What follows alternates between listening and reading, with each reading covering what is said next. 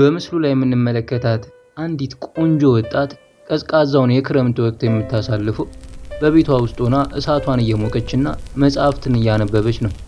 አንድ ምሽት የተለመደው ንባቧን እንደያዘች የሰው ኮቴ የመሰለ ነገር ከቤቷ ደጃፍ ላይ ሲራወጥ ትሰማለች። ማንበቧን አቁማ ከተቀመጠችበት ተነስታ ወደ በሩ አጠገብ ባለው መስኮ ስትመለከት ግን የሚታያት ሰው ያልሆነ ፍጥረት ጥላ ነበር። አይኖቿን ከበሩ ሳትነቅል የሚሆነውን በመከታተል ላይ ሳለች ድንገት በሩ ተገንጥሎ ከፍተኛ የሆነ ንፋስ በመንፈስ የክረምቱን ቅዝቃዜ ለማባረር ያቀጣጠለችው እሳት ቤቱን ወደ ማንደድ ይቀየራል። ሁሉም ነገር የሆነው በፍጥነት ነበር። ከክፍሉ ለመውጣት ብትሞክርም አልተሳካላትም። ለክፉ ጊዜ ይሆነኛል ብላ ያስቀመጠችውን ሽጉጥ ካስቀመጠችበት በማውጣት ለመተኮስ ብትሞክርም እንኳን ሽጉጡ ቀላ አልጎረሰም ነበር። በዚህ ፍርሃትና መደናበር ውስጥ ሆና ቀላውን እስክታስገባ በሯን ገንጥሎ የገባ ወሬ ወደ እሷ በጣም በቅርበት ይጠጋታል። ደጋግሞም አንቺ የኔ እንጂ ሌላ የማንም አይደለሽም ይላታል። የዚህን ጊዜ የምታደርገው አንድ ነገር ብቻ ነበር፣ ወደ አምላኳ መጸለይ። የዚች ቆንጆና የአውሬው ፍጥጫ የሚቋጨው ግን አንዲት ልጅ ከእንቅልፏ በመባነን ነበር። አኒካ ትባላለች። የካቶሊክ እምነት ተከታይና አገልጋይ ጭምር ነች። ታዲያ አኒካ ከእንቅልፏ ስትባንን ከፊት ለፊቱ ያለው ግድግዳ ላይ ሰቀለችው ከእናቷ እናት ከሆኑት ከአያቷ የተሰጣት የእናቷ የግል ጸሎት ነበር። ይህን ጽሑፍ አኒካ ከአያቷ ስትቀበል ለእናቷ በጣም እንደምታስፈልጋት አያቷ ብትነግራትም አኒካ ግን ለአያቷ ይህን ማድረግ እንደማትችል አስረግጣ ነግራታለች። የአኒካ እናት ሄሪየት ትባላለች። ሄሪ ብዙውን ጊዜዋን ያሳለፈችው በእናቷ እቅፍ ውስጥ ነው። አሁን እንኳን 4 ልጆችን ወልዳ ከእናቷ ጋር አብራ ትኖራለች። እናቷ ከሌለች ሄሪም በህይወት መቆየት እንደማትፈልግ ሁሌም አምርራ ለእናቷ ትነግራታለች። ነገር ግን ሄሪን የተጠናወታት መንፈስ እሷን ማሰቃየት ከጀመረ ዓመታቶች ተቆጥረዋል። እንደተለመደው ሄሪ በእናቷ ሜሪ ስለተባለች አንዲት ልጅ ታሪክ ተነቦላትና ተጸልዮላት ብትተኛ ሌሊት ላይ የጮች እናቷን ከእንቅልፏ ትቀሰቅሳታለች። እናቷም በልጅነቷ ቤታቸው ተቃጥሎ እሷን ከቃጠሎ አድናት ታቅፋት የነበረውን ጊዜ እያስታወሰች ደጋግማ አኒካ በህልሟ ያየችው አውሬ ያለውን አንቺ የኔ እንጂ የሌላ የማንም አይደለሽም ትላታለች።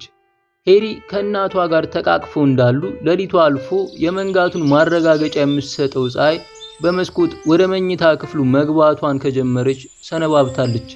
ፀሐይቷን የተመለከተችው ግን ሄሪ ብቻ ነበረች። የእናቷ ነፍስ ሌሊቱን ከሰውነቷ ተለይቷ ታድሯል። ሄሪ የዚህን ጊዜ ሰውነቷ ውስጥ ያለው ምንነቱ ያልታወቀው ኃይል ይቆጣጠራታል። እንደምንም ሰውነቷን ለማዘዝ ሞክራ ቤት ውስጥ በነበረው የመስመር ስልክ እርዳታ ለማግኘት ትደውላለች። ሄሪ፣ ዊሊያም፣ ቴሬሳ፣ ማርቲን እና አኒካ የተባሉ 4 ልጆችን ብትወልድ አብዛኛውን ጊዜ ግን ከሷ ጋር አላሳለፉም። ከተያዩ እንኳን ረዘም ያሉ ዓመታት ተቆጥረዋል። ልጆቹም ቢሆኑ እርስ በርሳቸው ከተያዩ ቆይተዋል። ከዓመታት በኋላ ለአያታቸው ቀብር መገናኘታቸው ነበር።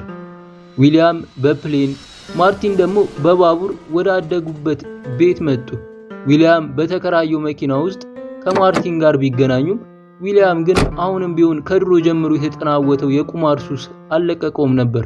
መኪናውን የተከራየበትን ግማሹን ክፍያ $75 ማርቲን እንዲሰጠው ወዲያውኑ ያስገድደውና ከወንድሙ ከማርቲን ይቀበላል። ሄሪ ራሷን ስታ ወደ ሆስፒታል በመግባቷ ዊሊያም እና ማርቲን ሄሪን ለማየት በሆስፒታሉ በመሄድ ሄሪ የተኛችበት መኝታ ጋር እንደደረሱ ቴሬሳም ትመጣለች። ሄሪ 75 ዓመት የሞላት ሲሆን ሕክምና የምታደርግላት ዶክተር ማያ በመጀመሪያ የጠረጠረችው ስትሮክ አጋጥሟታል የሚል ነበር። ሄሪ ግን ምንም አይነት የመጠጥም ሆነ የማጨስ ሱስ የሌለባትና እንዲያውም በተቃራኒው ልክ ሕፃን ልጅ እንደሚሆነው የሰውነቷ ክፍሎች በሙሉ ኃይል በማይታመን ሁኔታ ስራቸውን እየሰሩ እንደሆነ ለልጆቿ ትነግራቸዋለች። አኒካ ገዳሙን ለቃ ለመሄድ ፍላጎቱ የላትም። ለአያቷም የቀብር ስነ ስርዓት ቢሆን ቤተሰቦቿን ለማየት አልፈለገችም።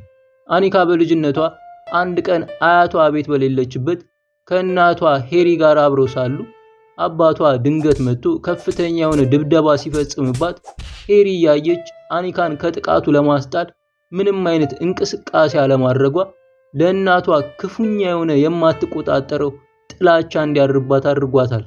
ሕይወቷን በሙሉ የእናቷን ጥበቃ ለማግኘቷ ይቆጫታል። በዚህ ድብደባም ለዓመት ያህል ትምህርቷን አቋርጣ የአልጋ ቁራኛ ሆና ነበር።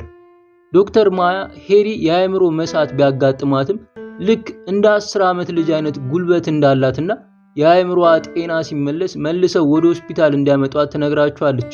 እስከዛ ግን ከነሱ ጋር ሆና የምታውቀውን ፊት እያየች እንክብካቤ እንዲያደርጉላት አብራቸው እንድትቆይ ታስረዳቸዋለች።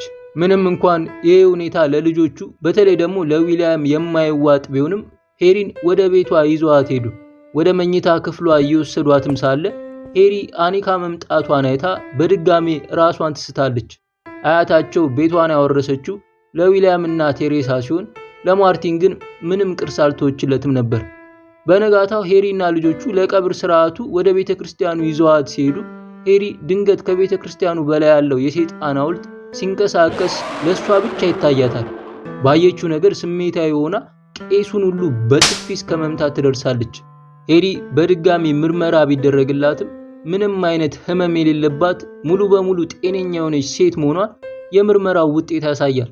የሚያስፈልጋት የተረጋጋና የለመደችው ቦታ ላይ የምታውቃቸውን ሰዎች ፊት እያየች ሰውነቷ እንዲጠነክር ማድረግ መሆኑን ዶክተር ማያ ለልጆቹ ካስረዳቻቸው በኋላ አማራጭ ስላልነበረ ልጆቹ ባይፈልጉም እንኳን ወደ ቤት ወስደዋት አብረዋት ለመሆን ይወስናሉ። ታዲያ እቤት እንደገቡ ሄሪ የተኛችበትን አልጋ ከበው እየተመለከቷት ሳለ ሄሪ ድንገት ከተኛችበት ነቅታ ለቴሬሳ ሚስቷ ሊዲያ ከዊሊያም ጋር እንደማገጠችባት ትነግራታለች። በዚህም ዊሊያም እና ቴሬሳ ለመጣላት እስኪጋበዙ ድረስ ይጨቃጨቃሉ። ይህን ጭቅጭቅ የሰማችው ሄሪም እየጮኸች ወደ መኝታ ክፍሏ እንዲመጡ ካረገች በኋላ አባታቸውን እነ ዊሊያም እንደገደሉት ለአኒካ ትነግራታለች። ዊሊያምም በዚህ መሃል ይህን የምታረጋግጥበት ማስረጃ እንደሌላትና ለማንም ብትናገር እንደማትታመን ሲነግራት በመስኮት ዘላ ትጠፋለች። በመስኮት ስትዘል መሬት ወድቃ የሚያገኟት ቢመስላቸውም ሄሪ ግን ሰውነቷ ተጎድቶም ከአካባቢው ተራምዳ ጠፍታ ነበር ያገኟት። ከመኝታ ክፍሉ አውጥተው ጋራጅ ውስጥ እንደ እስረኛ ዊሊያም እና ማርቲን አስሮ አስቀመጧት። ታዲያ አኒካ የአያቷን የልጅነት ዕቃዎች ስትበረብር በእጅ የተሳሉ ያ በህልሟ ያየችው አይነት ባለ ክንፋም አውሬ ታያለች። ለቄሱም ደውላ እቤት በቶሎ እንዲመጣ ትጠራዋለች። ሄሪና እናቷ ቄሱ በሚያገለግልበት ቤተክርስቲያን ውስጥ ለ45 ዓመታት ያለመታከት እንዳገለገሉና ማታ ያያት ሄሪ ግን እናታቸው እንዳልሆነች ይነግራቸዋል።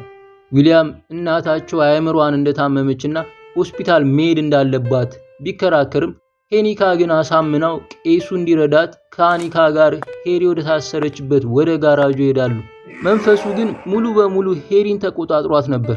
መንፈሱ እንደሚለውም እስከዛሬም ከሄሪ ጋር አብሮ መኖሩንና ተደብቆ የቆየውም በአያታቸው ጸሎት ቢሆንም አሁን ግን እሷ ስለሞተች ሄሪን እንደሚፈልገው እንደሚያደርጋት ይነግራቸዋል። እግዚአብሔርም ቢሆን አሁን ላይ ሊያስቆሙ እንደማይችልና ለብዙ ዓመታት ዝም እንዲል በመደረጉ ብዙ መሰቃየቱን ያማርራል። መንፈሱን ለማስቆም ያለው አማራጭ ሄሪን መግደል ብቻ ቢሆንም ይህን ለማድረግ ግን አቅም የላቸው። ቄሱ ወደ ቤተ ክርስቲያን ተመልሶ ከመሄዱ በፊት አባታቸውን ገና ድሮ እነሱ ሳይወለዱ እንደሚያውቀው በእምነቱም እንዲጠነክር ያደረገው እሱ ቢሆንም እናታቸውን ከተዋወቀ በኋላ ግን ስብዕናው ተለውጦ መጥፎ እንደሆነና እሱም ምንም ሊረዳው እንዳልሞከረ ለአኒካ ይነግራታል። አኒካ ቄሱን ከሸኘችው በኋላ አራቱም ልጆች በመንፈስ የምትሰቃይ እናታቸውን ጋራጅ ውስጥ ዘግተውባት የልጅነት ታሪካቸውን እያስታወሱ መጫወት ይጀምራሉ። የሊዲያ አሟሟት ያልተዋጠላት ቴሬሳ ሄሪ እንደነገረቻት ማርቲን ሊዲያን ገሏት ከሆነ እንዲነግራት ድንገት የምትጠጣውን የቢራ ጠርሙስ አናቱ ላይ ሰብራው በስለቱ ልትወጋው ታስፈራሯለች። ዊሊያም ግን ጣልቃ ገብቶ ያገላግላቸዋል። ሊዲያ አብረው ካልሆኑ እንደማገጠ ለሚስቱና ለልጆቹ ተናግራ ቤተሰቡን እንደምታፈራርስ ስላስፈራራችሁ ዊሊያምም ትንፍሽ ብትል እንደሚገላት አስፈራርቷት ለ2 ሳምንታት ድምጿ ሲጠፋበት ዝምታዋ አሳስቦት ማርቲን ሄዶ እንዲያያት እንዳደረገ ለቴሬሳ ይነግራታል። ማርቲን የኮኬን ሱሰኛ ነው። ሊዲያን ሲያገኛት ትንሽ ኮኬን ብትወስድ ሁሉን ረስታ ዘና እንደምትል ይነግራታል። በትንሹ ኮኬን መውሰድ የጀመረችው ሊዲያ አሁንም ተጨማሪ እየጠየቀች በኦቨርዶዝ መሞቷን ይነግራታል። በዚህ መሃል አኒካ አያታቸው የነገረቻቸውን እውነተኛ ታሪክ ትነግራቸዋለች። ያ በሕልሟ ያየቻት ሴት ሊያጠቃት የመጣው አውሬ ወደ ጥሩ ነገር እንዲቀየር ጸሎት ስታደርግ ወደ ሕፃን ልጅነት እንደተለወጠና ያ ሕፃን እናታቸው ሄሪ እንደሆነች ትነግራቸዋለች። አኒካ ሰይጣንንም ቢሆን በፍቅር ማሸነፍ እንደሚቻል ልታሳምናቸው ብትሞክርም እነ ዊሊያም ግን ሄሪን ሊገሏት ይወስናሉ። ቄሱ በሄሪ ሁኔታ ተስፋ ቆርጧል። ለዓመታት ቀምሶት የማያውቀውን አልኮል ለመጠጣት ቆርጦ ሊጨልስ ሲል በባልደረባው በኩል ከልጆቹ አያት ከጆዋና ሕይወቷ ሲያልፍ እንዲደርሰው የተጻፈ ደብዳቤ ለቄሱ ይሰጠዋል። ይህን መንፈስ የሚያሸንፍ ድግምት እንዳለና ይህ ድግምት ግን መባል ያለበት በአኒካ ብቻ እንደሆነ ደብዳቤው ያትታል። ልጆቹ ምስቅልቅላቸው ወጥቷል። ማርቲን ሁሉም ነገር እንዳሰለቸውና ከዚህ ሁሉ ምስቅልቅል መራቅ ስለሚፈልግ ሊሄድ እንደሆነ ይናገራል። ዊሊያም ግን ሄሪየትን ሊገልበት በያዘው ሽጉጥ ወዴትም መሄድ እንደማይችል ሊያስፈራራው ሲሞክር ግብግብ ይፈጠራል። በዚህ ግብግብ መሃል ማርቲን ዊሊያምንና ቴሬሳን ተኩሶ እንዲገላቸው የእናታቸው መንፈስ ያስገድደዋል። ማርቲን ወንድምና እህቱ ሞተው ሲመለከት አልቻለም። ጸጸት ለራሱም ጥይት እንዲጠጣ ይጋብዘዋል።